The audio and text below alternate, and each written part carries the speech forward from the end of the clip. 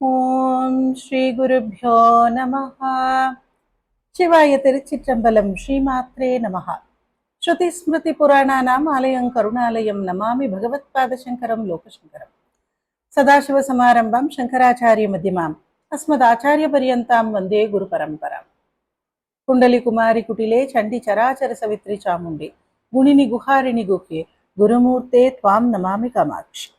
விமலಪಟಿ ಕಮಲಕುಟಿ ಪುಸ್ತಕ ರುದ್ರಾಕ್ಷ ಶಸ್ತಹಸ್ತಪುಟಿ ಕಾಮಾಕ್ಷಿ ಪಕ್ಷ್ಮಲಾಕ್ಷಿ ಕಲಿತ ವಿಪಂಚಿ ವಿಭಾಸಿ வைரிச்சி.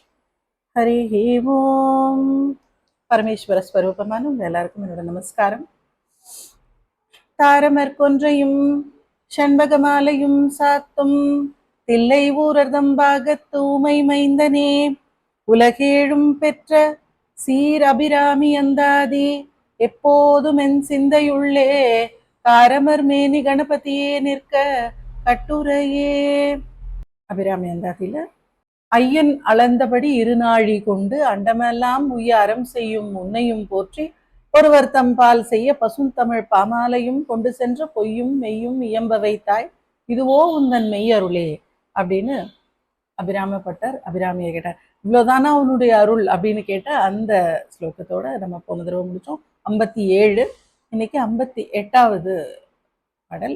அருணாம்புயத்தும் என் சித்தாம்புயத்தும் அமர்ந்திருக்கும் அப்படின்னு நம்ம சனாதன தர்மத்துல இப்ப நீங்க பாதாரவிந்த சதகம் படிக்கிறீங்க, ஸ்துதி சதகம் படிக்கிறீங்க, சிவானந்த லஹரி படிச்சோம், லலிதா சஹஸ்ரநாமம் படிச்சோம். எல்லா இடத்துலையும் தவிர்க்க முடியாத ஒரு விஷயம் இருக்கு அப்படின்னா அது எதுன்னா தாமரை. தாமரை இல்லைன்னா இங்க ஓவியங்கள் இல்ல, சிற்பம் இல்ல, இங்க எதுவுமே கிடையாது. தேவியினுடைய பாதங்களா தாமரை, கண்களா தாமரை, பீட்டமா தாமரை. கோவில்கள்ல பாத்தீங்கன்னா எல்லா பக்கமும் தாமரை. பிரம்மா உட்கார்ந்துட்டு இருக்கிறது தாமரை, சரஸ்வதி வெண் தாமரை, லக்ஷ்மி செந்தாமரை. இப்படி தாமரையினுடைய முக்கியத்துவம் நம்மளுடைய சனாதன தர்மத்துல ரொம்ப ஜாஸ்தி. கண்கள்னா அவ தாமரை கண்ணன்னு தான் ஸ்ரீ மகாவிஷ்ணுவுக்கு பேரு. கண்கள் தாமரை. பாதங்கள்னா எல்லா பாதங்களும், எல்லா இறைவனுடைய பாதங்களும் பாத கமலங்கள் தான், பாதாம்புயம் அப்படின்னு சொல்றோம். எல்லாமே தாமரைகள் தான். அது மாதிரி தேவியினுடைய ரூப தியானத்துல அபிராமப்பட்டருக்கு மனசுல தோன்றின என்னென்னலாம் தாமரைகளாக நமக்கு அவருடைய அந்த அவர் விவரிக்கிறத பார்த்தோம்னு வச்சுக்கோங்களேன், அப்படியே ஒரு பெரிய ஒரு தாமரை கொத்து உட்கார்ந்துட்டு இருக்கிற மாதிரி, தேவி உட்கார்ந்துட்டு இருக்கிற மாதிரி ஒரு தோணும். ஒரு ஒரு நிறைய தாமரைகளை கட்டி ஒன்னா வச்சா எப்படி இருக்கும், பெரிய பெரிய தாமரைகள், அப்படிதான் தேவி உட்கார்ந்துருக்காளோ அப்படின்னு நமக்கே தோணும். அந்த மாதிரி ஒரு கிட்டத்தட்ட 6 தாமரைகளை இந்த பாடல்ல தேவியினுடைய ரூபத்தோட ஒப்பிட்டு அபிராமப்பட்டர் சொல்றார். என்னென்ன தாமரைகளானா, முதல் தாமரை அருணாம்புயம். அம்புஜம்னா தாமரை. சம்ஸ்கிருதத்துல அம்புஜம்னா தாமரை, தமிழ்ல ஜா வராது, அதனால அந்த இடத்துல யா போடுவாங்க, அம்புயம் அப்படின்னு சொல்லுவாங்க. அம்புயம்னா தாமரை. அருணாம்புயம், அருணான்னா ரெட் கலர், அருணாம்புயம்னா செந்தாமரை, சிகப்பு கலர் தாமரை. அதுதான் முதல் தாமரை. அருணாம்புயத்தும் எங்கெல்லாம் இருக்கார், இப்போ தேவி எந்தெந்த இடத்துல எல்லாம் உட்கார்ந்துருக்கா, எப்படி தாமரையினுடைய வடிவமாக இருக்கா அப்படின்னு சொல்றப்போ முதல்ல அருணாம்புயத்துல உட்கார்ந்துருக்கா. அருணாம்புயத்தில் உட்கார்ந்துருக்கிறதுனால செந்தாமரை பூவில் உட்கார்ந்து, செந்தாமரையில லக்ஷ்மி தானே உட்கார்ந்துட்டு இருப்பா, தேவி எப்படி உட்கார்ந்துட்டு இருப்பான்னா லக்ஷ்மிங்கிறது தேவியினுடைய ஒரு ஒரு கூறு, தேவியினுடைய ஒரு ஏதோ ஒரு ரூபத்துக்கு லக்ஷ்மின்னு பேர். தேவியினுடைய பல்வேறு ரூபங்கள்ல ஒரு ரூபம் லக்ஷ்மி, ஒரு ரூபம் சரஸ்வதி. தேவிக்கு பல்வேறு ரூபங்கள் இருக்கு. அதுல செந்தாமரையில் உட்கார்ந்துட்டு இருக்கக்கூடியதும் ஒரு அம்பிகையினுடைய ஒரு ரூபமாகத்தான் நம்ம எடுத்துக்கிறோம்.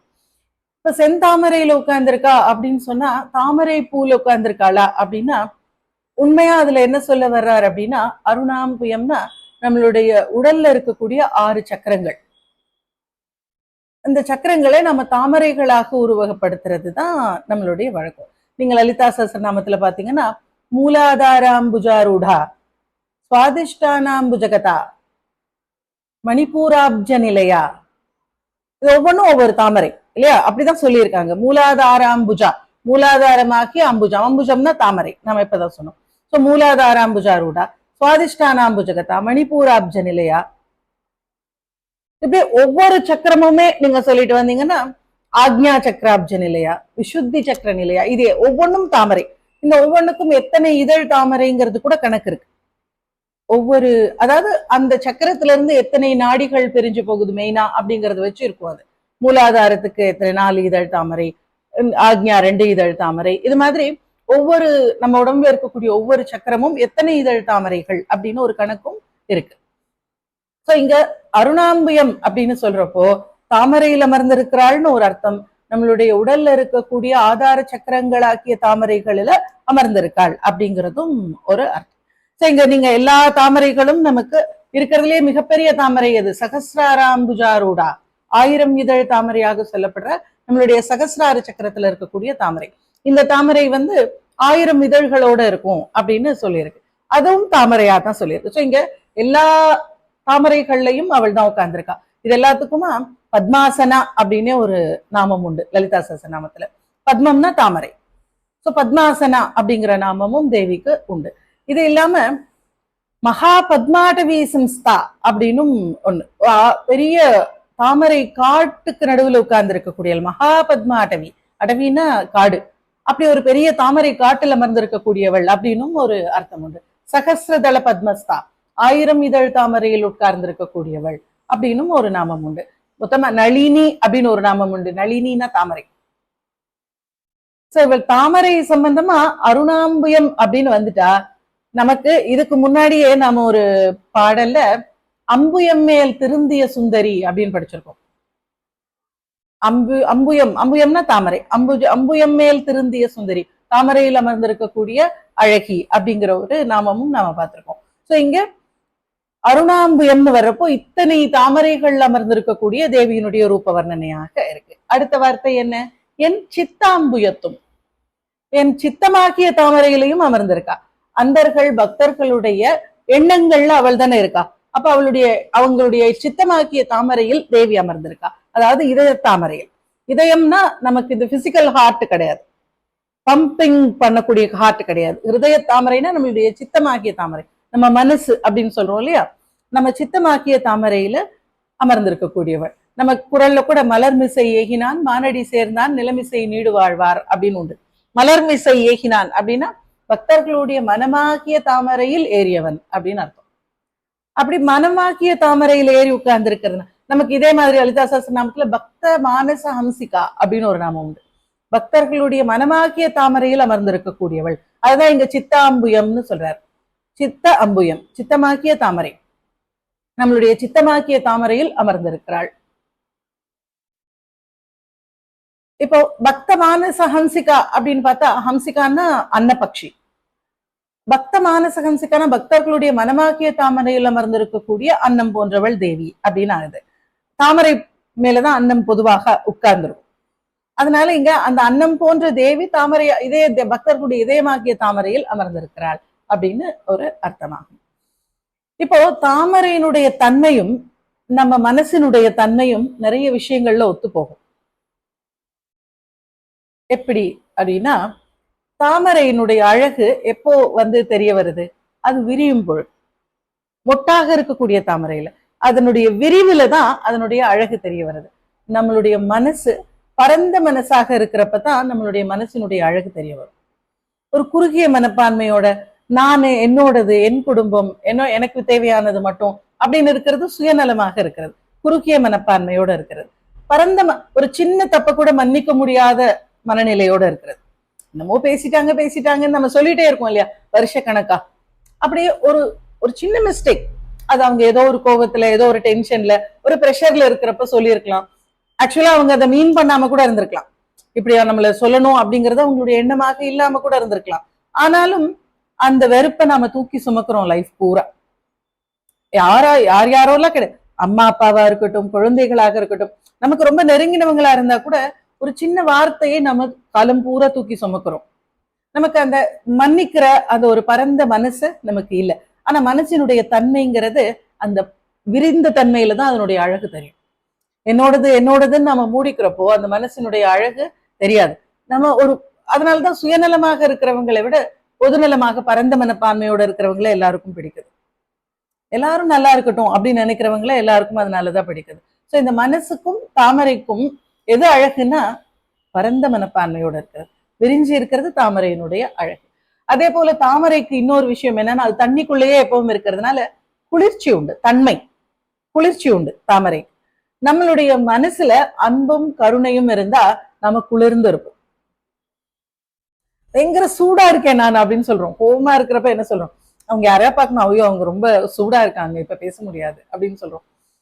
நமக்கு இந்த எதிர்மறையான எண்ணங்கள், எதிர்மறையான சிந்தனைகள் எல்லாமே சூடு அப்படின்னும், நேர்மறையான சிந்தனைகள் எல்லாமே குளிர்ச்சியையும் தரக்கூடிய. நமக்கு யாரையாவது யாரும் நல்லா இருக்கணும்னு நினைக்கிறப்போ நாமளே அழகா போயிடுறோம், நாமளே மனசே நமக்கே அழகா தெரியுது.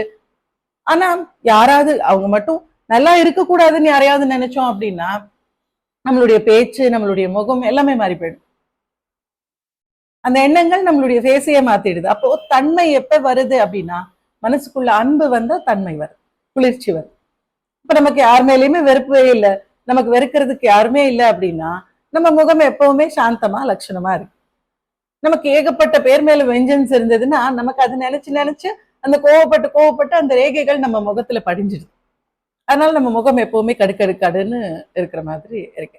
ஸோ இங்க நம்ம தன்மை குளிர்ச்சியை தரக்கூடியது எது அப்படின்னா, நமக்கு உடம்புக்குமே கூட, உடலுக்கும் சரி மனசுக்கும் சரி நல்ல குளிர்ந்து நல்ல இப்ப ஹெல்த்தியா இருக்கக்கூடிய நிலையை எது கொடுக்கும்னா, சக உயிர்கள் மனிதர்கள் மேல இருக்கக்கூடிய அன்பு.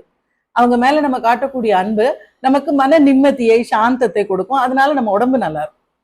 நோய்கள் எல்லாம் எதனால வருது? எதிர்மறை எண்ணங்களால வருது.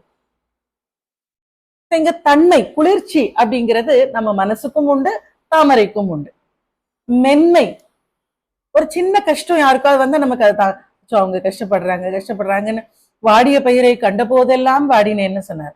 ஒரு செடி வாடி இருக்கிறத பார்த்தா மனசெல்லாம் வாடுது அப்படின்னு. அப்படி ஒவ்வொரு உயிர் மேலையும் இருக்கக்கூடிய அக்கறை, ஐயோ அவங்க கஷ்டப்படுறாங்க. நம்மளால என்ன, எல்லாருக்குமே நம்ம பணத்தாலதான் அள்ளி கொடுக்க முடியுங்கிறது கிடையாது. அப்படி அப்படி நமக்கு பணம் இறைவனால கொடுக்கப்பட்டு இருந்தா கண்டிப்பா அப்படி அள்ளி கொடுக்கறதுக்காகத்தான். ஆனா அப்படி நம்ம கிட்ட பணம் இல்லைன்னா, நான் கிட்ட பணம் இருந்தா நான் கொடுத்துருப்பேன், நான் என்ன பண்ண முடியுங்கிறது இல்ல. ஒரு ஆறுதல் வார்த்தையிலே ஆகட்டும், நம்ம உடல் உழைப்பால் அவங்களுக்கு ஏதாவது ஒண்ணு செய்யறது, அதை யார் தடுக்க முடியும் சொல்லுங்க? பணம் இல்லைன்னு சொல்லலாம், உடல் உழைப்பை ஏன் செய்ய முடியாது? கஷ்டப்படுறவங்க ஒருத்தங்களுக்கு ஒரு ஹெல்ப் பண்ண முடியாம போயிடுமா? சோ இப்படி கஷ்டப்படுறவங்களை பார்த்து மனசுல இரக்கம் ஏற்படுறதுன்னா மனசு மென்மையாக இருக்கு அப்படின்னு அர்த்தம். அவனுக்கு ரொம்ப கடினமான சித்தம் அப்படின்னு சொல்றோம். நாம யார் கஷ்டப்பட்டாலும் அவன் என்னன்னு திரும்பி கூட பார்க்க மாட்டான் அப்படின்னு சொல்றோம். அப்படின்னா என்ன அர்த்தம்? அவங்க மனசு ரொம்ப கடினப்பட்டு, பாறை மாதிரி, கல்லு மாதிரி மனசு அப்படின்னு சொல்றோம். அப்போ மென்மை அப்படிங்கிறது எது? மற்றவங்க மேல நாம காமிக்கக்கூடிய கருணையும் அன்பும் நமக்கு மென்மை. மற்றவங்க கஷ்டப்பட்டா, நம்ம மனசு கஷ்டப்பட்டா அது மென்மை.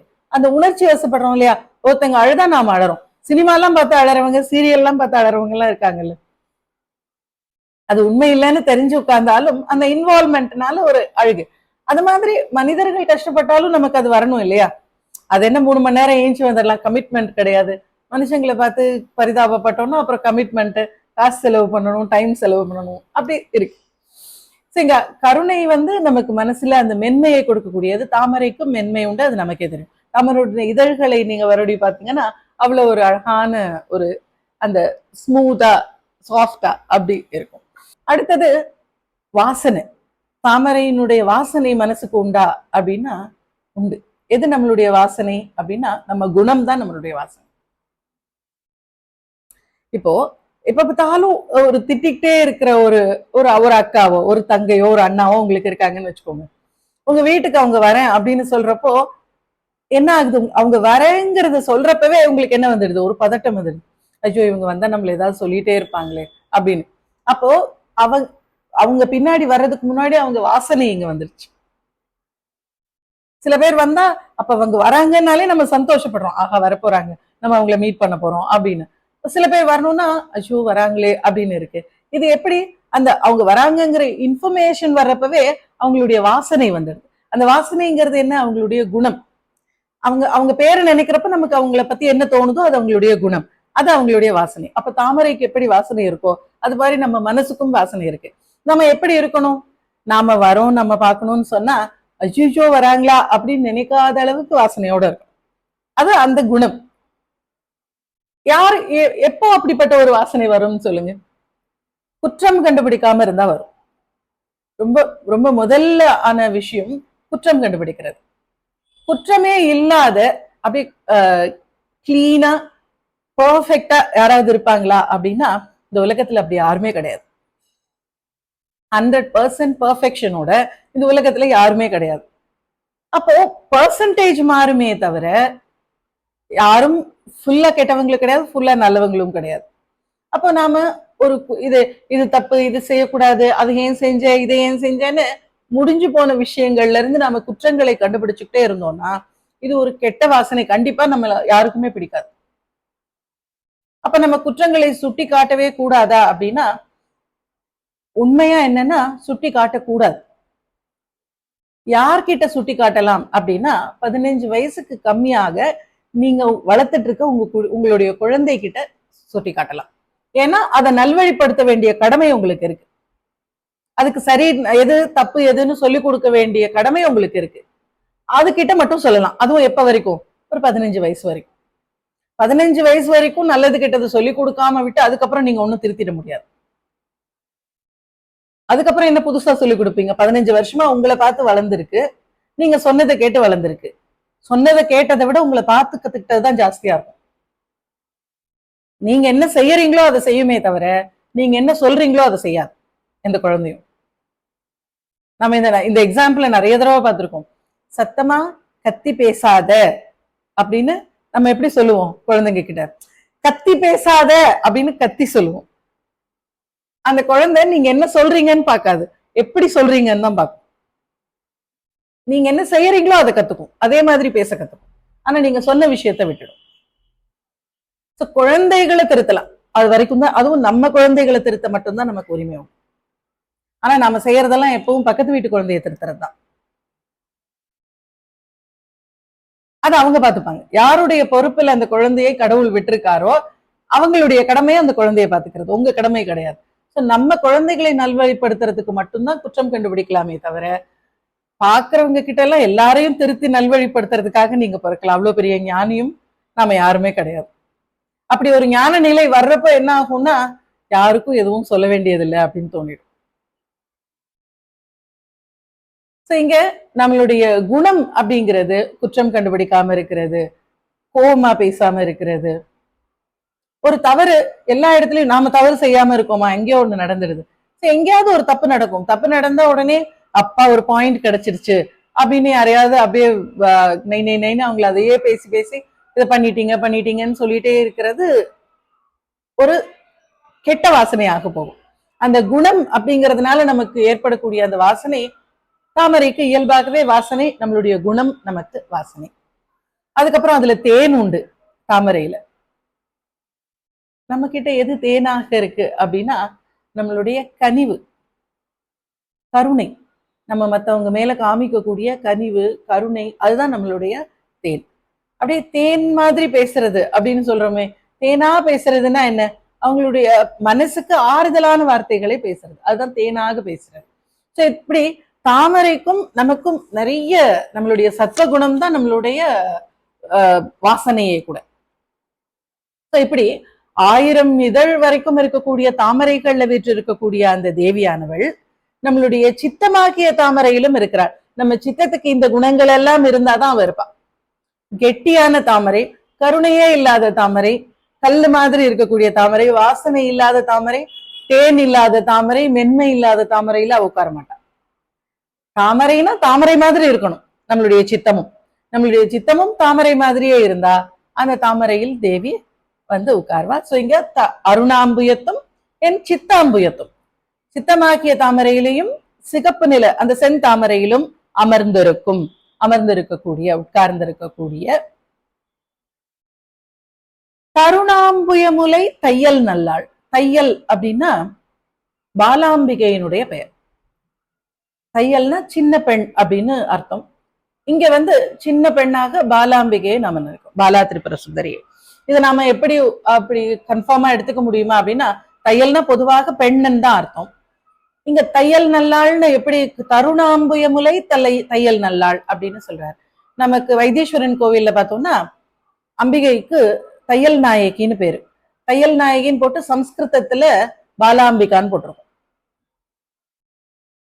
அப்போ பாலாம்பிகான்னா தையல் நாயகி, தையல் நாயகினா பாலாம்பிகான்னு நாம அப்படி அண்டர்ஸ்டாண்ட் பண்ணிக்கிறோம். ஸோ சின்ன குழந்தையாக இருக்கக்கூடிய பெண்ணிற்கு தையல் நாயகி அப்படின்னு பெயர் வைக்கிறாங்க. அப்போ தையல் நல்லாள் அப்படின்னா, நல்லாள்னு ஏன் தேவியை எப்பவுமே சொல்றோம் அப்படின்னா, நமக்கு நல்லதே எப்பவும் செஞ்சுட்டு இருக்கக்கூடியவள். நாமளா வேண்டி எனக்கு கெட்டதே வேணும்னு கேட்டாலொழிய நமக்கு கெட்டது செய்யறது இல்லை. பொதுவாக நாம சம்பாதிச்சுக்கிறதெல்லாம் நாமளா கேட்கறது தான். எனக்கு இது வேணுமே வேணும் அப்படின்னு போய் கேட்கறது நமக்கு சரியா தப்பா நல்லது செய்ய போதா இல்லையான்னு தெரியாமலே நம்ம கேட்கிறோம். அதனால நமக்கு நல்லதோ கெட்டதோ நடக்குது. ஆனா அவள் எப்பவும் நமக்கு நல்லது செய்யணும் அப்படிங்கிற ஒரு முடிவோடு இருக்கக்கூடிய, அதனால நல்லாள், தையல் நல்லாள், சின்ன குழந்தை மாதிரி இருக்கக்கூடிய நல்லவள். அதுக்கு முன்னாடி என்ன, தருணாம்புய முலை தையல் நல்லாள். அம்புய முலை, தாமரை போன்ற ஸ்தனபாரங்களை உடையவள். அது எப்படிப்பட்ட தாமரை? தருண அம்புயம். தருண அம்புயம், தருணா அப்படின்னா இளமையானதுன்னு அர்த்தம். தருண அம்புயம்னா இளமையான தாமரை. இளமையான தாமரைனா இது தாமரை மொட்டு. தாமரையில இளம் தாமரைனா இது தாமரை மொட்டு, தாம் பூக்கிறதுக்கு முன்னாடி இருக்கக்கூடிய மொட்டு.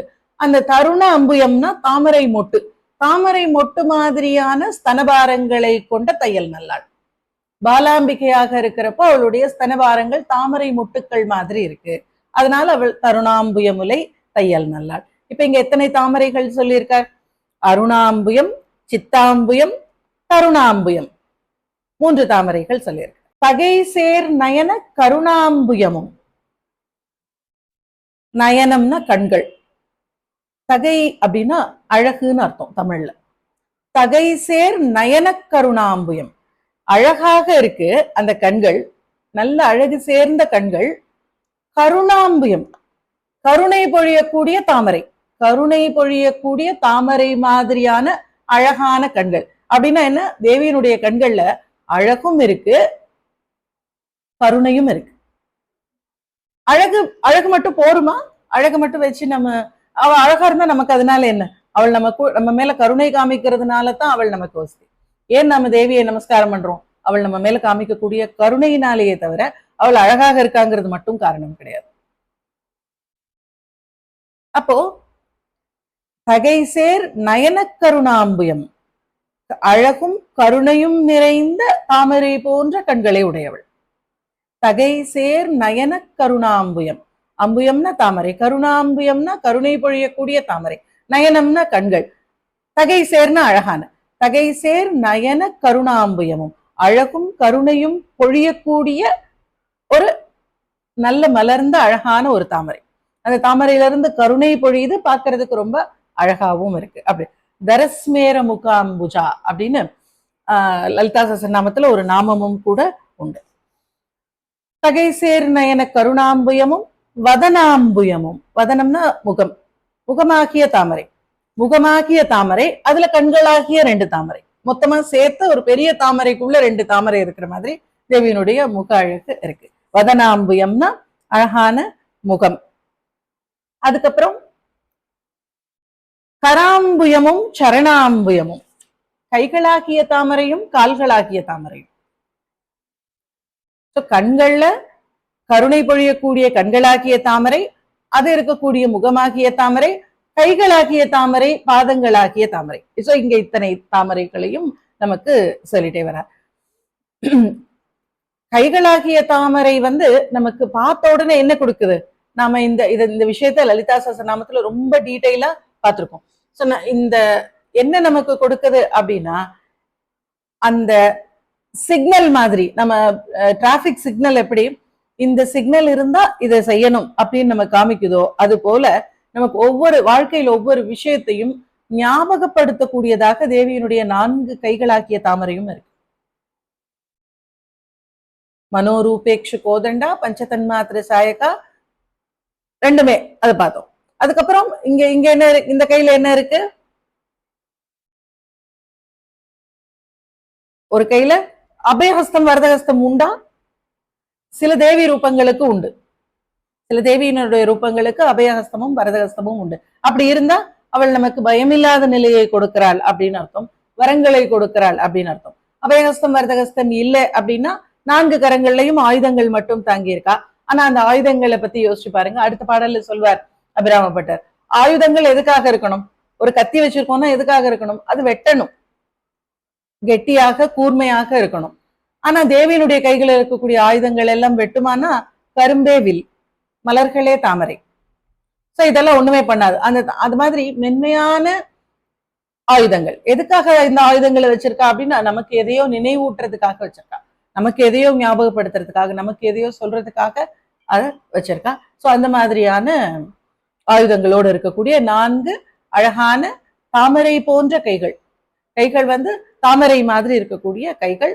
அதுதான் கராம்புயம், கரமாகிய தாமரை. கராம்புயமும் சரணாம்புயமும் தேவியினுடைய பாதங்கள். நீங்க பாதாரவிந்த சதகத்துல பாத்தீங்கன்னா முழுக்க முழுக்க தேவியினுடைய பாதங்களாகிய தாமரை எப்படி இருக்கு, அது தாமரையோட எந்த விதத்துல எல்லாம் ஒத்து போகுதுன்னு எவ்வளவு ஸ்லோகங்கள்ல எக்ஸ்பிளைன் பண்ணியிருக்கார் மூக்கர். எப்படி தாமரைன்னு சொல்றோம், ஏன் அது தாமரைன்னு சொல்றோம், தாமரைக்கு இருக்கக்கூடிய விஷயங்கள் என்ன இருக்கு அப்படிங்கறது ஒவ்வொன்னையும் நமக்கு அதுல விளக்கியிருக்கார். சோ அது பாதங்களாக்கிய தாமரை சரணாம்புயமும். இந்த சரணாம்புயம் ஒண்ணுதான் நமக்கு, என்னதான் அவளுடைய முகம் தாமரை மாதிரி இருக்கு, அவள் தாமரையில் உட்கார்ந்து இருக்கா சித்தத்துல இருந்தான்னா, நம்ம கடைசியா பிடிச்சுக்க வேண்டிய இடம் எது? சரணாம்புயம், அவளுடைய திருப்பாதங்கள். அவளுடைய தேவியினுடைய திருப்பாதங்கள் தான் நம்ம கடைசியாக நமக்கு அடைக்கலமாக இருக்கக்கூடியது. அதை விட்டா வேற ஏதாவது இருக்கான்னா, சரணாம்புயமும் அல்லால் கண்டிலேன் ஒரு தஞ்சமுமே. இதுக்கு மேல எனக்கு அடைக்கலம் தரக்கூடிய இன்னொரு விஷயம் இல்லை. நாம இப்போ யாராவது, இப்ப நம்ம சின்ன குழந்தையா இருக்கோம்னு வச்சுக்கோங்களேன், யாராவது நம்ம திட்டாங்க, யாராவது அடிச்சுட்டாங்கன்னாலும் என்னன்னாலும் உடனே போய் அம்மா கிட்ட சொல்லுவோம். இப்ப அம்மாவே திட்டாங்கன்னாலும் திருப்பி அம்மா கிட்டே தான் போகும் அந்த குழந்தை. அம்மா திட்டினா அதுக்காக வேற யாருக்கிட்டையாவது போய் அம்மா பதிலா ஆறுதல் கேட்குமா? கேட்காது. அம்மா திட்டினாலும் அம்மா கிட்டேயே தான் திருப்பி ஆடும். ஒரு பிறவிக்கு தாயாக இருக்கக்கூடியவங்க கிட்டேயே நமக்கு இவ்வளவு அன்பும் கருணையும் அந்த அட்டாச்மெண்ட்டும் இவங்கதான் நமக்கு அப்படிங்கிறதும் குழந்தைக்கு தெரியுது அப்படின்னா, ஜெகத் ஜனனியாக நமக்கு எந்த பிறவியிலையும் எல்லா பிறவிகளுக்கும் தாயாக இருக்கக்கூடியவள் இருக்காளே, அவள் கிட்ட நாம எப்படி அடைக்கலம் போகணும்? எப்படியா இருந்தாலும் அவருடைய சரணாம்பயத்தை விட்டா நமக்கு வேறு ஒரு கதி இல்லை, வேறு ஒரு தஞ்சம் இல்லை. அதுதான் சரணாம்பயமும் அல்லால் கண்டிலேன் ஒரு தஞ்சமுமே. தஞ்சமடைதல்னா சரணமடைதல். சரணமடைதற்கு என்ன இருக்கு? வேற எதுவுமே. தகைசேர் நயன கருணாம்புயமும் வதனாம்புயமும் கராம்புயமும் சரணாம்புயமும் அல்லால் கண்டிலேன் வேறொரு தஞ்சமுமே. அவளுடைய கண்களாக்கிய தாமரை, முகமாக்கிய தாமரை, அவளுடைய கரங்களாக்கிய தாமரை, அவளுடைய பாதங்களாகிய தாமரை, இந்த தாமரைகளை தவிர எனக்கு தஞ்சமடைவதற்கு வேறு ஒரு இடமோ வேறு ஒரு வழியோ இல்லை அப்படிங்கிறத இந்த பாடல சொல்ற. மனசுல அமைதி இல்லாத நேரங்கள்ல மன அமைதி ஏற்படணும் அப்படின்னா இந்த பாடலை பாடணும். அருணாம்புயத்தும் என் சித்தாம்புயத்தும் அமர்ந்திருக்கும் தருணாம்புயமுலை தையல் நல்லாள் தகை சேர்நயன தகை சேர்நயன கருணாம்புயமும் வதனாம்புயமும் கராம்புயமும் சரணாம்புயமும் அல்லால் கண்டிலேன் ஒரு தஞ்சமுமே. இந்த பாடல் எதுக்காக? மன அமைதி கிடைக்கிறதுக்காக பாட வேண்டிய பாடல்.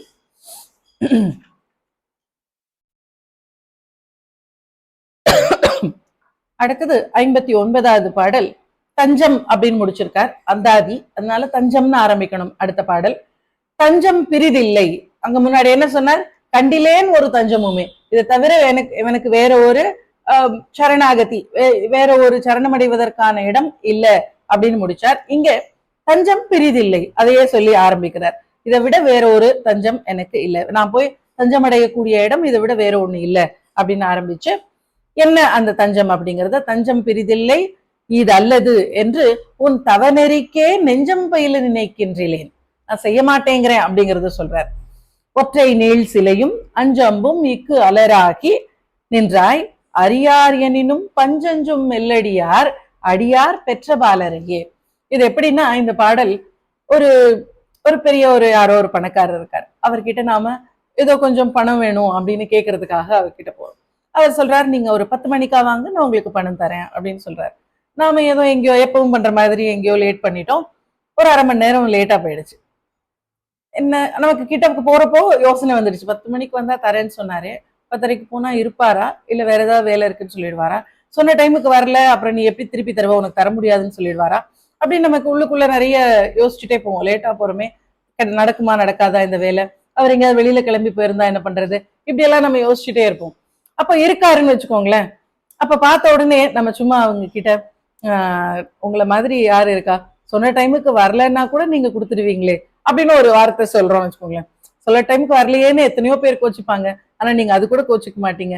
நீங்க சொன்ன டைமுக்கு வர முடியலன்னா கூட சரி, அவளுக்கு என்ன கஷ்டமோ எதனால வரலையோ அப்படின்னு சொல்லி நீங்க கொடுத்துடுவீங்களே அப்படின்னு சொல்றோம்.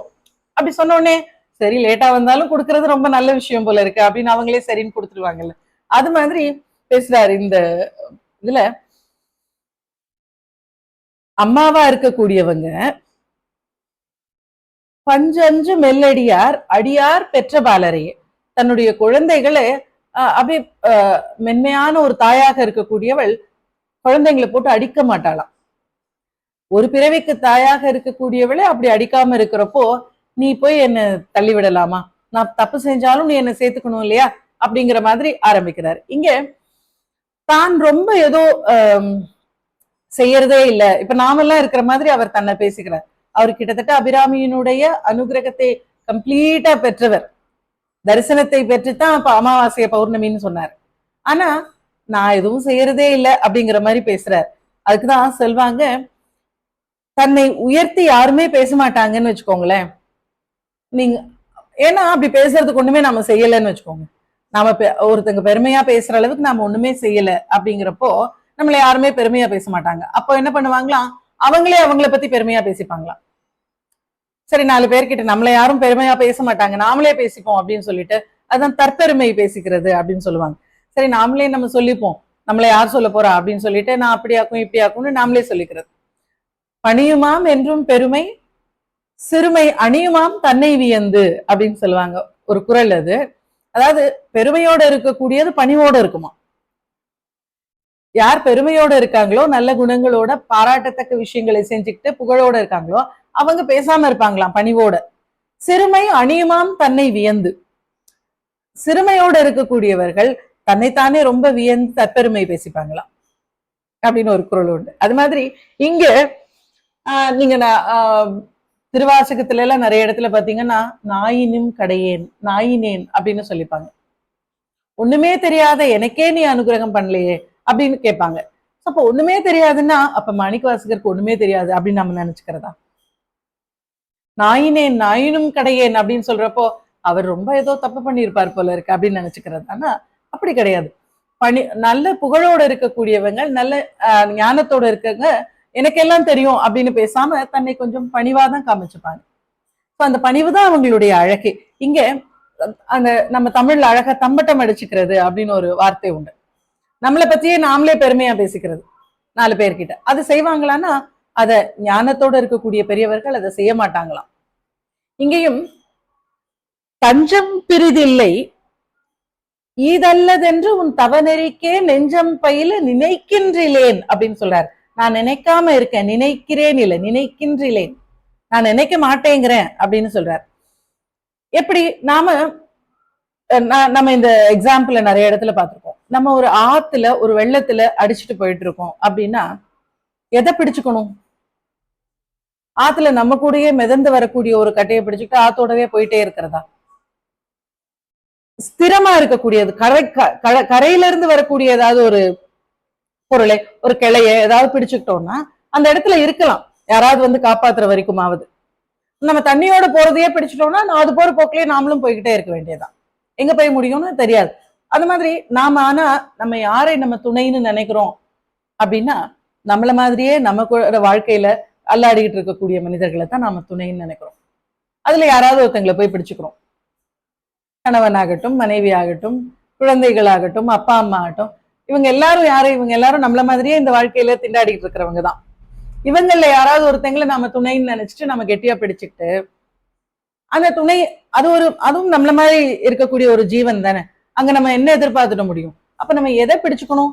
எது நிலையானதோ, எது மாறாததோ, எது என்னைக்கும் இருக்கக்கூடியதோ அதை பிடிச்சுக்கணும். பிடிச்சுக்கிறதுனா அதுதானே அர்த்தம். அங்க வேர் வந்து அந்த மரத்துக்கு பூமியில இருக்கு, கரையில இருக்கு. கரையில வேர் இருக்கக்கூடிய மரம் ஆத்துல நடுவுல சாஞ்சு இருந்தா அதை பிடிச்சுக்கிட்டா கொஞ்சம் கொஞ்சமா நகர்ந்து கரைக்கு போயிடலாம். ஆத்துல அடிச்சிட்டு போறத நம்ம கூடவே அடிச்சிட்டு வரதையா நம்ம பிடிச்சுக்க முடியும்? நாம எல்லாம் ஒன்னா தண்ணியில அடிச்சிட்டு போயிட்டு இருக்கோம். இந்த வாழ்க்கையாகிய கடல்ல நம்ம எல்லாரும் இப்படி ஒன்னா அடிச்சிட்டு போயிட்டு இருக்கோம். நாம ஒருத்தங்க பிடிச்சுக்கிட்டு என்ன ஆக போகுது? அப்ப தஞ்சம் எங்க அடையணும்? எது நிலையான வஸ்துவோ அதை தஞ்சமாக பிடிச்சுக்கணும். எது நிலையான வஸ்து? இறைவன் ஒருத்தன் தான் நிலையானவன். அப்ப அவனை தான். தஞ்சம் பிரிதில்லை. அவளை தவிர இன்னொரு விஷயம் நம்ம பிடிச்சுக்கிறதுக்கு இல்லை. ஆனா நாம துணைன்னு நினைக்கிறதெல்லாம் அப்படி கிடையாது.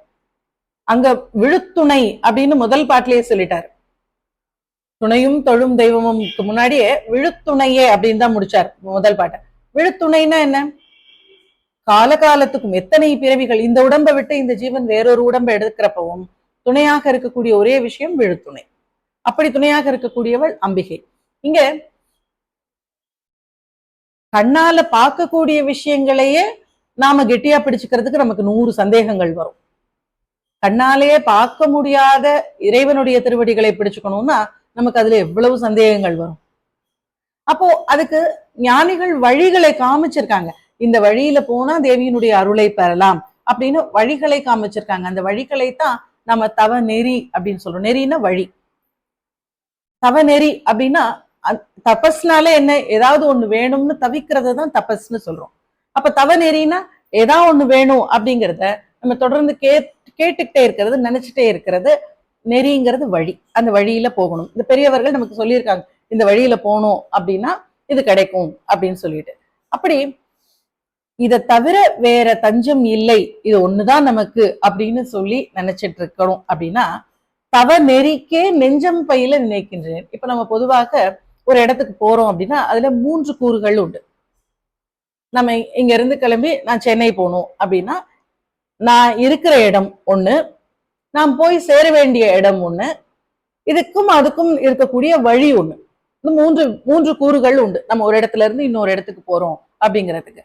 அப்போ இருக்கிற இடம் அப்படின்னு பார்த்தோம்னா நாம எல்லாரும் இருக்கிறது பூரா இந்த பிரபஞ்சத்துலதான். இந்த யூனிவர்ஸ் தான் இந்த ஸ்டார்டிங் பாயிண்ட்ங்கிறது. நம்ம எல்லாருக்கும் இந்த யூனிவர்ஸ். போய் சேர வேண்டிய இடம்ங்கிறது தேவியினுடைய திருவடிகள். அதுவும் காமன் எல்லாருக்கும். அதுக்கான வழிகள் மட்டும் மாறுது.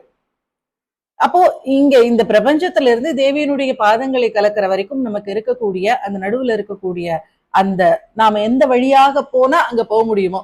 இப்ப நீங்க தேவியை நான் இங்க இருந்து சென்னை போகணும்னா அந்த ரோட விட்டுட்டு டுவர்ட்ஸ் சவுத் போற ஏதாவது ஒரு ரோட்ல நான் போனேன்னா நான் போய் சேர முடியுமா? எக்ஸாக்ட் ஆப்போசிட்ல போறேன் நான். அப்ப என்னால போய் சேர முடியாது. அப்போ எந்த வழியில போனா போய் சேர முடியும்னு இதுக்கு முன்னாடி ஞானிகள் சொல்லியிருக்காங்களோ அந்த வழியில போகிறதுக்கு நம்ம நினைக்கணும். அந்த வழியில நான் போகாம இருக்கேன் அப்படின்னு சொல்றாரு. உன் தவ நெறிக்கே நெஞ்சம் பையில நினைக்கின்றேன். நம்மளதான் சொல்றாரு. நாம அப்படி இருக்கோம். நாம அப்படி சொல்லி தேவி கிட்ட கேட்க நமக்கு தெரியாது. நமக்கு தான் சொல்லி தராங்க. எந்த வழியில போனால் இறைவனை அடையலாமோ அந்த வழியை விட்டுட்டு அதுக்கு எக்ஸாக்ட் ஆப்போசிட்ல போயிட்டு இருக்கோம். அதனால இங்க ஆனா அப்படி நாம போய் சேர வேண்டிய இடம் எது அப்படின்னா தேவியினுடைய திருவடிகள். ஒற்றை நீள் சிலையும் 5 அம்பும் அவள் கையில வச்சிருக்கக்கூடியத சொல்றார். தேவியினுடைய கருத்துல ஒற்றை நீள் சிலை, சிலைன்னா வில்லுன்னு அர்த்தம் தமிழ்ல. ஒற்றை நீள் சிலை, ஒரு நீண்ட வில்லு வச்சிருக்கா. வில்லுன்னு அர்த்தம். சிலைனா வில்லுன்னு அர்த்தம். நீண்ட வில்லு ஒண்ணு வச்சிருக்கா ஒரு கையில. ஒற்றை நீள் சிலையும் 5 அம்பும், 5 அம்புகள் வைத்திருக்கா, மலரம்புகள். இது ரெண்டும் என்னவா இருக்கான்? இக்கு அலராகி நின்றாய். அது எப்படி நம்ம எடுத்துக்கணும்னா நீள் சிலை இக்கு 5 அம்பு அலர். நீள் சிலையும் 5 அம்பும் இக்கு அலராகி அப்படின்னு சொல்லியிருக்காரு. அந்த முன்னாடி இருக்கிறது நம்ம எடுத்துக்கணும். அப்போ நீள் சிலைங்கிறது இக்கு. இக்குன்னா என்ன? இக்ஷு. இக்ஷுனா கரும்பு. மனோரூபேக்ஷு கோதண்டா இருக்கு இல்லையா? இக்ஷு கோதண்டம். கோதண்டம்னா வில்லு, இக்ஷு கோதண்டம்னா கரும்பு வில்லு. இக்ஷுனா கரும்பு. இக்ஷுங்கிறது தமிழ்ல அந்த க்ஷா வராது, அதுக்காக இக்கு அப்படின்னு எழுதுறாங்க. இக்குனா கரும்பு. அப்ப நீள் சிலை கையில இருக்கக்கூடிய நீண்ட வில்லானது கரும்பாக இருக்கு, 5 அம்புகளானது மலராக இருக்கு. இக்கு அலர், அலர்னா மலர்கள். இக்கு அலர் ஆகி நின்றாய். இப்போ தேவியினுடைய மென்மை தன்மையை சொல்றாங்க. தேவியினுடைய அவள் எவ்வளவு மென்மையாக இருக்காள் அப்படின்னா, வில் வச்சிருக்கா, அம்பு வச்சிருக்கா. ஆனா வில்லு இரும்புல வச்சிருக்கல, அம்புகள் இரும்புல வச்சிருக்கல, கூர்மை இல்ல, நம்மளை காயப்படுத்தாது. அது மாதிரியான கரும்பாலான ஒரு வில்லும் மலர்களாலான அம்புகளும் வச்சிருக்கா. கரும்பு வில்லும் மலர் அம்புகளும் நம்மளை காயப்படுத்துமா? இல்ல. ரொம்ப ஏதோ மென்மையான விஷயங்களே வச்சிருக்கா. மனோரூபேக்ஷு கோதண்டா பஞ்சதன்மாத்திர சாயகா. நம்மளுடைய மனசைத்தான் அவள் கோதண்டமாக வச்சிருக்கா. நம்ம மனசு எப்பவும் இனிமையை விரும்பக்கூடியது. நம்ம மனசுக்கு எது பிடிக்கும்?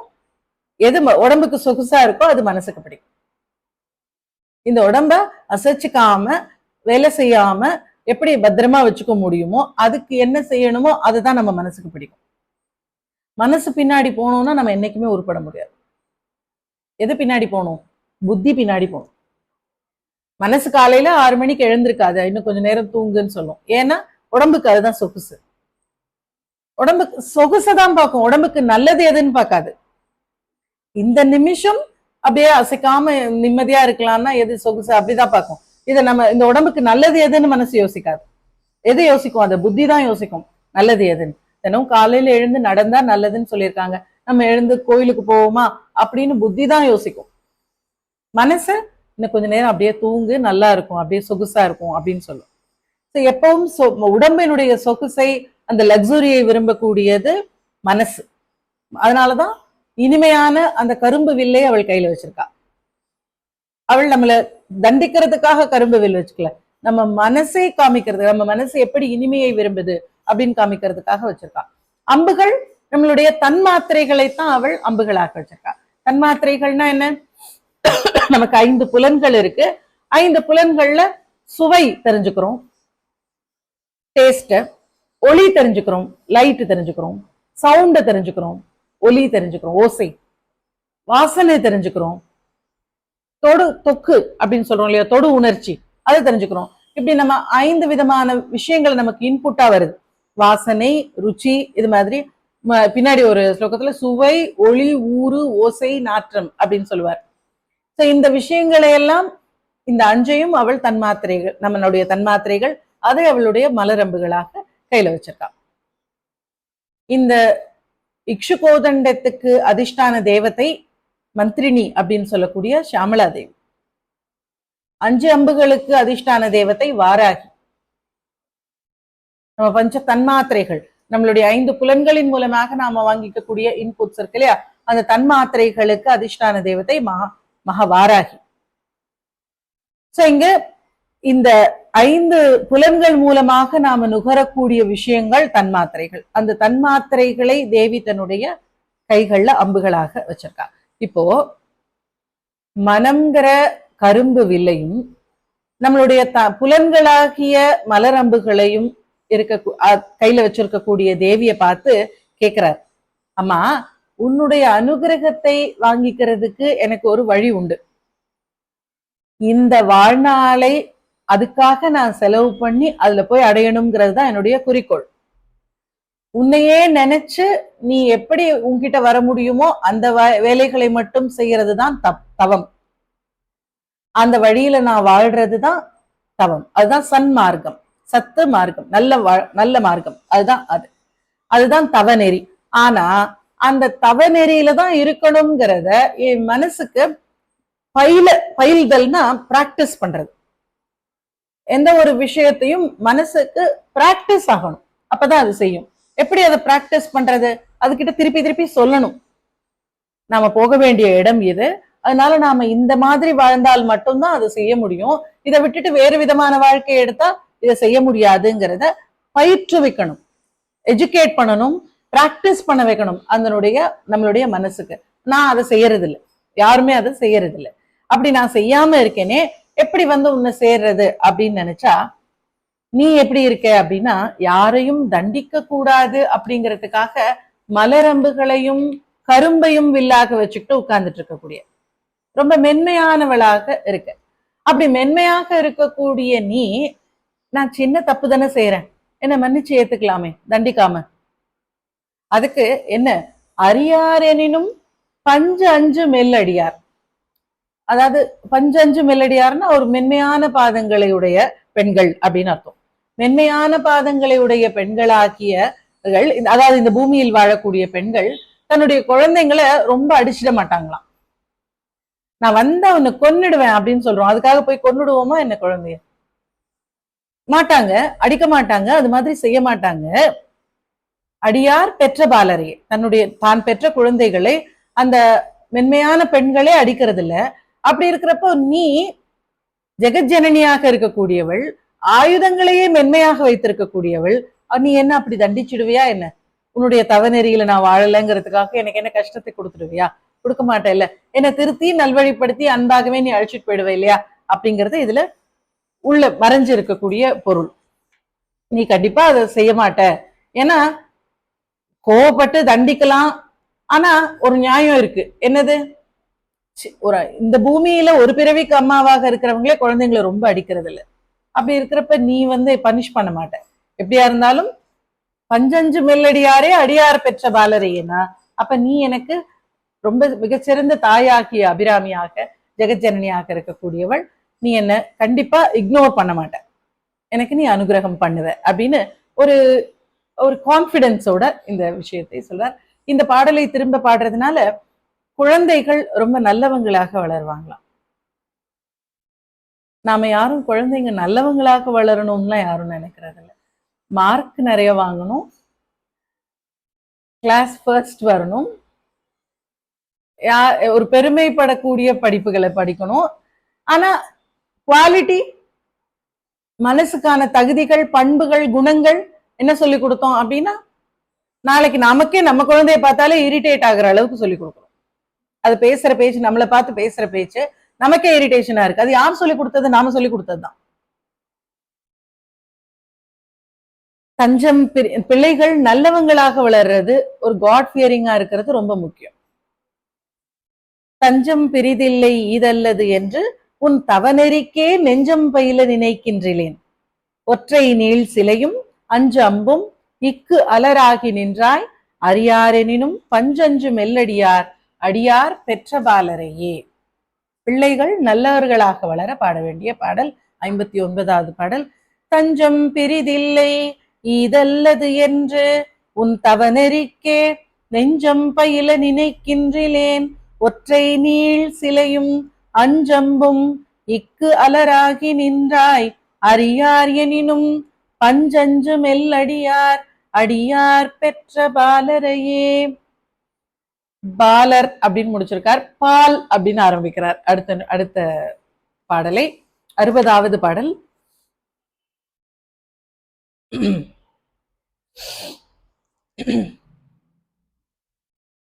நம்ம இந்த அபிராமி அந்த அதுல பார்த்தோம்னா முன்னாடி பின்னாடி ஒரு சில நேரங்கள்ல எனக்கு நீ ஃபுல்லா அனுகிரகம் பண்ணிட்ட, உன் பாதத்தை கொண்டு வந்து என் தலை மேல வச்சுட்ட, எனக்கு எல்லாம் கொடுத்துட்டேன்னு சொல்லுவாரு. இன்னொரு இடத்துல நீ என்னை கண்டுக்கவே மாட்டேங்கிற, எனக்கு ஒண்ணுமே செய்ய மாட்டேங்கிறேன்னு சொல்லுவார். இன்னொரு இடத்துல நான் சாகரப்பவாவது என் முன்னாடி வந்து நின்று எனக்கு காட்சி கொடு அப்படின்னு சொல்லுவார். இன்னொரு இடத்துல நீ என்னை விட்டுடுவியா இப்படியே, இதுதான் உன்னுடைய அருளா, இதுக்கு மேல நீ எதுவும் செய்ய மாட்டியா அப்படின்னு கேட்பார். இந்த உணர்வுகள் இந்த பாடல்ல ஒவ்வொரு இடத்துலயும் வேற வேற மாதிரி இருந்துட்டே இருக்கும். இப்போ இந்த பாடல்ல என் தலை மேல உன்னுடைய திருவடிகளை கொண்டு வந்து வச்சிட்ட அப்படின்னு சொல்றார். அந்த அவள் திருவடிகளை கொண்டு வந்து தன்னுடைய தலைமையில வச்சிட்டா அப்படிங்கிறது ஒரு பெரிய ஒரு, நமக்கு ஸ்கூல்ல எல்லாம் படிக்கிறப்போ பார்த்தோம்னா டீச்சர்ஸ், நமக்கு ரொம்ப பிடிச்ச டீச்சர்ஸ் இருந்தாங்கன்னா அவங்க ஏதாவது அவங்களுடைய ஹேண்ட்பேக்கையோ அவங்களோட ஏதாவது ஒரு பேனாவையோ கொடுத்து இதை கொண்டு போய் அங்க ஸ்டாஃப் ரூம்ல வச்சுட்டு வந்துடு அப்படின்னு சொல்லிட்டாங்கன்னு வச்சுக்கோங்க, நமக்கு ஒரே பெரிய பெருமையா இருக்கும். நம்ம கிட்டயே கொடுத்துட்டாங்க, நம்ம கிட்டதான் அதை கொடுத்தாங்க, நம்மளதான் கொண்டு போக சொன்னாங்க. அதுல ஒன்னும் இருக்கு. ஆனா அந்த அந்த வயசுல இப்ப யோசிச்சு பார்த்தா ஒரு வேலை சிரிப்பா இருக்கலாம். ஆனா அப்போ நமக்கு எப்படி இருந்தது? எல்லாருலயும் அதுவும் நம்ம பேர் சொல்லி கூப்பிட்டு இந்தா அப்படின்னு கொடுத்துட்டாங்கன்னா, அவங்க பேக்கையோ அவங்க சாமான எதையோ கொடுத்து உள்ள கொண்டு போய் வச்சுட்டு வான்னு சொல்லிட்டாங்கன்னா நமக்கு ரொம்ப பெருமையா இருக்கும். என்கிட்டயே கொடுத்தாங்க பத்தி. அப்போ நாம என்ன நினைச்சுக்கிறோம்னா, நாம ஏதோ ரொம்ப தகுதி வாய்ந்தவங்களா இருக்கிறதுனாலதான், நம்ம நல்ல பிள்ளையா இருக்கிறதுனால நம்மள்ட்ட கூப்பிட்டு கொடுத்தாங்க, இல்லைன்னா கொடுத்திருக்க மாட்டாங்க அப்படின்னு நம்ம நினைப்போம் இல்லையா? இதை அப்படியே ஞாபகம் வச்சுக்கோங்க. அபிராமப்பட்டர் தன்னுடைய தலை மேல தேவி தன்னுடைய திருவடிகளை பதிச்சுட்டா அப்படின்னு நினைச்ச உடனே அவருக்கு தன்மேல ஒரே நாம ஏதோ பெருசா பண்ணிட்டோம், அதனால நம்ம திருவடியில வச்சுட்டா அப்படின்னு நினைச்சாரா அப்படின்னா, நமக்கும் அவருக்கும் வித்தியாசம் இருக்கு இல்லையா? அவர் என்ன நினைக்கிறாரு, எங்கெங்கயோ வச்சிருக்கக்கூடிய அற்புதமான உன்னுடைய திருவடிகளை சாதாரணமான என் தலையில கூட வச்சியே, அது உனக்கு எவ்வளவு கருணை அப்படின்னு சொல்றாரு. என்கிட்ட கூட கொடுத்தியே, என்னையும் நம்பி கொடுத்தியே, உனக்கு எவ்வளவு கருணை. அதுதான் இந்த பாடல். அதாவது என்னுடைய தலை நாயினும் கீழானது அப்படின்னு சொல்றாரு. நாய்த்தலை அப்படின்னு சொல்றாரு. நாற்றம் அடிக்கக்கூடிய நாய்த்தலை போல இருக்கக்கூடிய என்னுடைய தலையிலையும் உன்னுடைய திருவடிகளை கொண்டு வந்து வச்சியே அப்படின்னு. இப்போ தேவியின் ஆரம்பிக்கிறப்போ தேவியை எப்படி கூப்பிடுறாரு அப்படின்னா, பாலினும் சொல்லினியாய் அப்படின்னு கூப்பிடுறாரு. பாலை விட இனிமையான சொற்களை உடையவளே அப்படின்னு கூப்பிடுறாரு. அவள் பேசினா எப்படி இருக்குமா? நம்ம இதை சௌந்தரிய லகரியில பார்த்திருக்கோம். அவள் பேசல வாய் திறந்து, அவள் சில ஒரு நொட்டே ஆஹா அது மாதிரி சின்ன சின்ன வார்த்தைகளை சொன்னான். அதுலயே சரஸ்வதி தேவி தன்னுடைய வீணையை போட்டு கட்டி எடுத்து வச்சுட்டு, இதை விட இனிமையாக வீணை வாசிக்க முடியாது அப்படின்னு எடுத்து வச்சுட்டாங்க. நம்ம சௌந்தரிய லகரியில படிச்சிருக்கோம். அவ்வளவு அழகான ஒரு தேவி பேசிட்டாங்க அப்படின்னா, அந்த தேவி பேசினா அதுல எவ்வளவு கருத்து இருக்கும், எவ்வளவு இனிமை இருக்கும். அதெல்லாம் எப்படி இருக்கும்னா, நமக்கு தெரிஞ்ச இனிமை பால்னா பாலை விட இனிமையாக இருக்குமா. அப்படிப்பட்ட சொற்களை உடையவள் அந்த தேவி. அதனால பாலினும் சொல்லினியாய் அப்படின்னு கூப்பிட்டுட்டு, நமக்கு இந்த ரொம்ப தெரிஞ்ச விஷயம் எது அப்படின்னா, தேவியினுடைய இந்த பாதாரவிந்த சதகத்துல நம்ம படிக்கிறப்ப எவ்வளவு தடவை படிச்சிருக்கோம். தேவிக்கும் ஏன் நம்ம இந்த முன்னாடி பாடல்கள்லயே ஒரு பாடல்ல படிச்சோம். தேவிக்கும் இறைவனுக்கும் ஊடல் வருது. வந்தா எவ்வளவு சமாதானம் பண்றார். எவ்வளவு சமாதானம் பண்ணாலும் அம்மா சமாதானம் ஆகல, கோச்சிக்கிட்டே இருக்காங்க. ரொம்ப கோபமா முகத்தை திருப்பிட்டு பேசவே மாட்டேங்கிறாங்க. கடைசியா இறைவனுடைய பங்கு என்னவா இருக்கு? தேவியினுடைய பாதங்களை எடுத்து தன்னுடைய தலை மேல வச்சுக்கிறார். அப்போ அவளுக்கு கொஞ்சம் கொஞ்சம் சரி விடுங்க, காலை விடுங்க, நான் மன்னிச்சுட்டேன், விடுங்க காலை அப்படின்னு சொல்றா. அதுதான் ஒரு அல்டிமேட்டான அவர் அதை வச்சிருக்காரு. கடைசியா பாத்துக்கலாம் அப்படின்னு அந்த டூல வச்சிருக்காரு. அந்த டெக்னிக்கை நம்ம கடைசியா யூஸ் பண்ண, எப்படியும் காலை தொட்டு எடுத்து தலையில வச்சோம்னா சரி விடுங்க, மறந்துட்டேன், விடுங்க, காலெல்லாம் பிடிக்காதீங்க அப்படின்னு சொல்லிடுவா அப்படிங்கிறதுக்காக அதை கடைசிக்கு வச்சிருக்காரு. கடைசியா பாதங்களை எடுத்து தன்னுடைய தலை மேல வச்சுக்கிறார். அப்போ அந்த பாதங்கள் எப்படிப்பட்டது அப்படின்னா, திங்கள் பகவின் மனம் நாரும் சீரடி அப்படின்னு முன்னாடி ஒரு இடத்துல படிச்சிருக்கோம். திங்கள் பகவு அப்படின்னா பிறைச்சந்திரன். பிறைச்சந்திரனுடைய மனத்தோடு இருக்கக்கூடிய அந்த ஜடாமுடி, அந்த ஜடாமுடியில தேவியினுடைய பாதங்கள் போயிருக்கான். அதனால அந்த ஜடாமுடியினுடைய வாசனை தேவியினுடைய பாதங்கள்ல வருதான். இறைவனுடைய தலைமையில இருக்கக்கூடிய வாசனை தேவியினுடைய பாதங்களுக்கு எப்படி வருதுன்னா, இறைவன் தேவியினுடைய பாதங்களை எடுத்து தன்னுடைய தலைமையில வச்சுக்கிறார், மன்னிப்பு கேட்கறதுக்காக, கோச்சுக்காத அப்படின்னு அவளுடைய சமாதானப்படுத்துறதுக்காக அப்படி வச்சுக்கிறார். அதனால இங்க என்ன சொல்றாரு அப்படின்னா, அந்த பாதங்கள், அந்த இறைவன் எப்படிப்பட்டவர்? தேவியினுடைய பாதங்களை எடுத்து தலைமையில வச்சுக்கிட்டார் இல்லையா? அந்த ஈசன் எப்படிப்பட்டவர்? சிவபெருமான் எப்படிப்பட்டவர்னா, மாலினும் தேவர் வணங்க நின்றோன். திருமால் முதலியார் தேவர்கள், மால் முதலியான தேவர்கள் எல்லாரும் வணங்க நிற்கக்கூடியவன். அவனுடைய காலடியில பார்த்தோம்னா 33 கோடி தேவர்களும் நமஸ்காரம் பண்ணிட்டு இருக்காங்க. ஆனா அவனுடைய தலைமையில என்ன இருக்குன்னு பார்த்தா தேவியினுடைய திருவடிகள். மாலினும் தேவர் வணங்க நின்றோம். இன்னும் என்ன இருக்கு அவருடைய தலையில? கொன்றைவார் சடை. அவருடைய சடாமுடி. அவருக்கு கிரீட்டம் கிடையாது. நம்ம இதை நிறைய இடத்துல சொல்லியிருக்கோம்.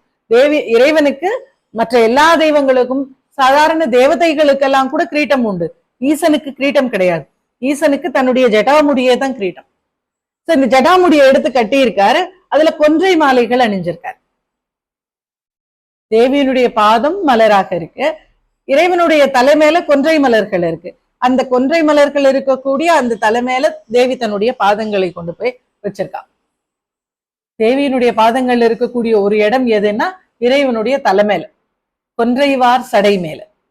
கொன்றைவார் சடை, கொன்றைவார் சடை அப்படின்னா கொன்றை மலர்களாலான மாலைகளை அணிந்திருக்கக்கூடிய ஜடாமுடி அங்க இருக்கு. அவர் எப்படிப்பட்டவர்னா, அவர் ஜடாமுடியின் மேலே இவளுடைய பாதங்கள் இருக்கு.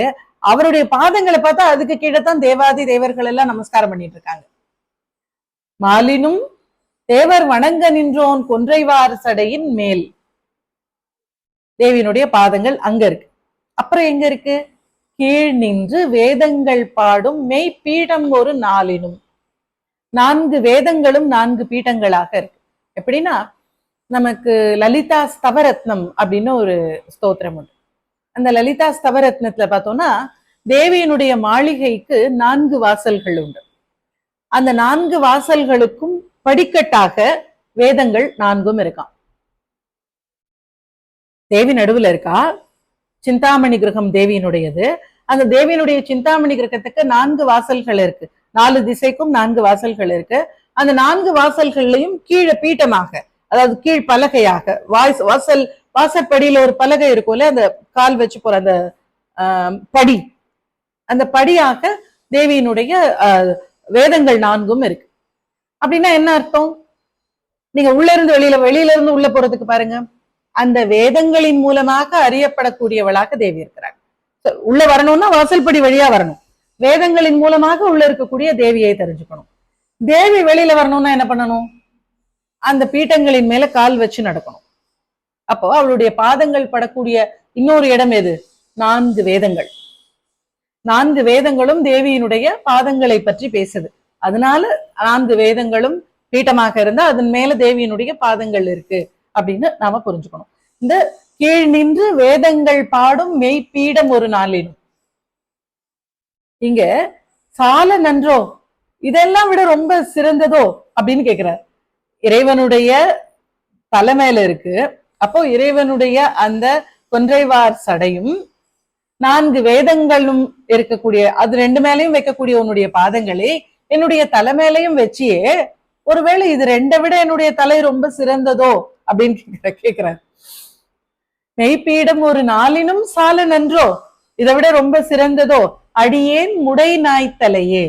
நாயினுடைய தலை போல, முடைனா நாற்றம், முடை நாய் தலையேன நாற்றம் அடிக்கக்கூடிய என்னுடைய இந்த தலையானது இந்த விஷயங்கள் எல்லாம் விட ரொம்ப பெருசா? அங்கெல்லாம் இருக்கக்கூடிய பாதத்தை இங்கேயும் வச்சிருக்கியே, அதுக்கு ஈக்குவலா இல்ல அதையெல்லாம் விட பெருசா அப்படின்னு கேட்கிறார் தன்னுடைய தலையை பற்றி. பாலினும் சொல்லினியாய் பனிமாமலர் பாதம். தேவியினுடைய பாதங்கள் எப்படி இருக்கு? பனினா ஐஸ், குளிர்ச்சி, குளிர்ச்சியை தரக்கூடிய பாதங்கள், குளிர்ந்த பாதங்கள் தேவியின். நமக்கு எப்போ உடம்பு ஜில்லுன்னு இருக்கும், நம்ம இப்பதான் இதுல சொன்னோம். ஜில்லுன்னு எப்ப இருக்கும் அப்படின்னா யார் மேலேயும் கோபம் இல்லாம சாந்தமா இருக்கிறப்ப நல்லா குளிர்ந்து இருக்கும். தேவிக்கு யார் மேல கோபம் இருக்க போகுது? தேவிக்கு யார் மேலேயும் கோபம் இல்லை. அப்ப நாமெல்லாம் கஷ்டப்படுறோமே, தேவி கோச்சிக்கிட்டா கஷ்டப்படுறோம்னா நம்மளுடைய வினைப்பயன் நம்ம கஷ்டப்படுறோம். அவளுடைய பாதங்களை நமக்கு பிடிச்சுக்க தெரிஞ்சுக்கல, அதனால நம்ம கஷ்டப்படுறோம்.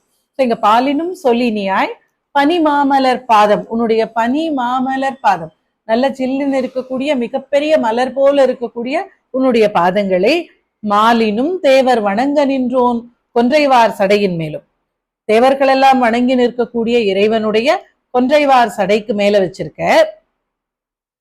கீழ் நின்று வேதங்கள் பாடும் மெய்ப்பீடம் ஒரு நாளினும், உன்னுடைய வீட்டுக்கு வாசற்படிகளாக இருக்கக்கூடிய அந்த 4 வேதங்களாகிய பீட்டங்களின் மேலையும் உன்னுடைய பாதங்களை வச்சிருக்க. அதை விட சிறந்ததா?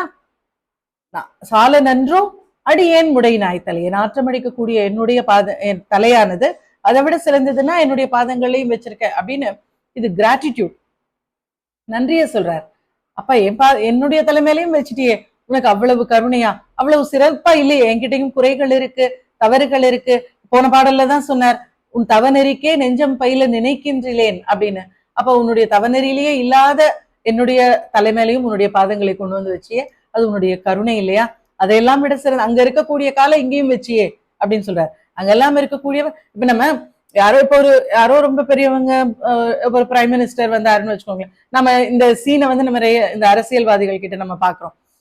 ஏதாவது ஒரு குட்டியோடு ஒரு குடிசை வீட்டுக்குள்ள போய் அந்த வீட்டுல இருந்து ஒரு டம்ளர் கஞ்சி வாங்கி குடிச்சு அதை வீடியோ எடுத்து பாருங்க அங்கேயும் போய் கஞ்சி குடிச்சாங்க அப்படின்னு சொல்லி போடுவாங்க. அதை போட்டா நமக்கு எல்லாம் என்ன அப்படின்னா, எவ்வளவு எளிமையா இருக்காரு பாருங்க, அவங்க அந்த வீட்லயும் போய் நம்ம அவர் கஞ்சி சாப்பிட்டுருக்காரு அப்படின்னு நம்ம நினைச்சுக்கிறோம்.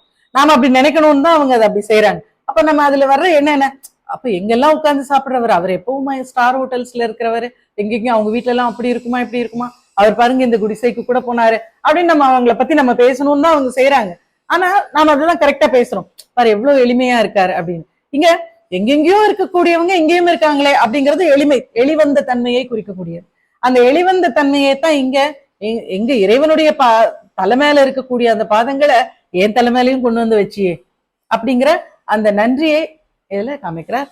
நமக்கு அந்த ஞானம், நல்ல ஞானத்தை பெறணும் அப்படின்னா இந்த பாடலை பாடணும் அப்படின்னு இதனுடைய பலனாக சொல்லப்பட்டிருக்கு.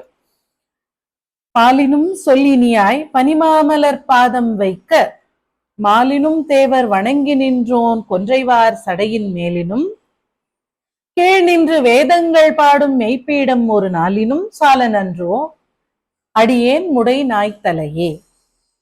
பாலினும் சொல்லினியாய் பனிமாமலர் பாதம் வைக்க மாலினும் தேவர் வணங்க நின்றோன் கொன்றைவார் சடையின் மேலினும் கீழ் நின்று வேதங்கள் பாடும் மெய்ப்பீடம் ஒரு நாளினும் சால நன்றோ அடியேன் முடை நாய்த்தலையே.